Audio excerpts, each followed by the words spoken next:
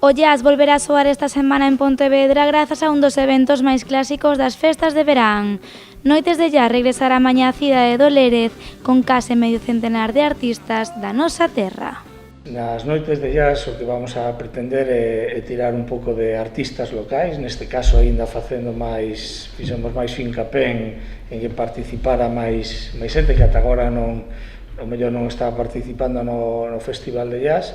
Eu creo que nos quedou unha proposta bastante interesante que ven un pouco a poñer en valor todos os grandes artistas que hai en Pontevedra e digamos, non só na súa comarca, senón en toda Galiza.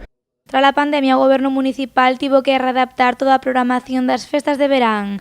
Este ano todos os artistas que pasarán polas noites de jazz serán músicos galegos ou afincados en Galicia. Ademais, co obxectivo de evitar aglomeracións e ao igual que noutros eventos que se desenvolverán ao longo dos meses de xullo e agosto na Boa Vila, as noites de jazz terán lugar de maneira simultánea en dous escenarios, a Praza da Pedreira e a Praza de España.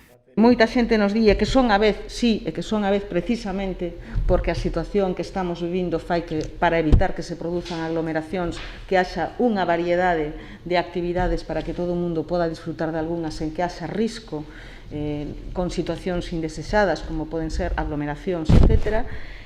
Hoxe, durante toda esta semana se vai poder disfrutar de distintos ciclos de forma simultánea para que podamos disfrutar da música, disfrutar da cultura sen correr ningún tipo de risco, que tamén é do que se trata.